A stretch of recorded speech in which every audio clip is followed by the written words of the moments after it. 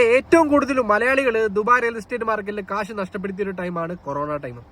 എന്നാൽ ഏറ്റവും കൂടുതൽ മലയാളികൾ ദുബായ് റിയൽ എസ്റ്റേറ്റ് മാർക്കറ്റിൽ കാശ് ഇൻവെസ്റ്റ് ചെയ്ത് ഏറ്റവും കൂടുതൽ ഇപ്പൊ കാശ് ഉണ്ടാക്കുന്നവരും കൊറോണ ടൈമിൽ ഇൻവെസ്റ്റ് ചെയ്തവരാണ്. എങ്ങനെയെന്നല്ലേ ഞാനിപ്പോ കാണിച്ചു തരാം.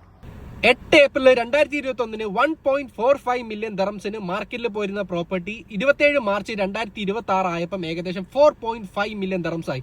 എന്ന് വെച്ച് കഴിഞ്ഞാൽ കൊറോണ ടൈമിൽ 1.45 മില്യന് മേടിച്ച പ്രോപ്പർട്ടി ഇപ്പോഴത്തെ മാർക്കറ്റിൽ 3 ഇരട്ടി പ്രൈസിനാണ് വിറ്റിരിക്കുന്നത്. അതുപോലെ തന്നെ 27 മെയ് 2021 2.51 മില്യന് പോയിരുന്ന പ്രോപ്പർട്ടി 25 മാർച്ച് 2026 ആയപ്പം ഏകദേശം 3.4 മില്യൺ ദറംസ് ആയി. ഈ ഒരു ഡേറ്റ കാണുമ്പോൾ ഈസി ആയിട്ട് നമുക്ക് മനസ്സിലാവും കൊറോണ ടൈമിൽ ആരൊക്കെ നല്ല പ്രോപ്പർട്ടി മേടിച്ചിട്ടുണ്ടോ അവരെല്ലാം നല്ല ഹൈ ക്യാപിറ്റൽ ഗ്രോത്ത് ഈ ഒരു ടൈം പീരീഡ് എടുത്തിട്ടുണ്ട്. അതുപോലത്തെ തന്നെ നല്ലൊരു ടൈം പീരീഡ് ആണ് ഇത്. വേറൊന്നുമല്ല, കുറഞ്ഞ പ്രൈസിന് നല്ല ഓഫേഴ്സിൽ നല്ല പ്രോപ്പർട്ടീസ് കിട്ടുന്ന ഒരു ടൈം പീരീഡ് ആണ്.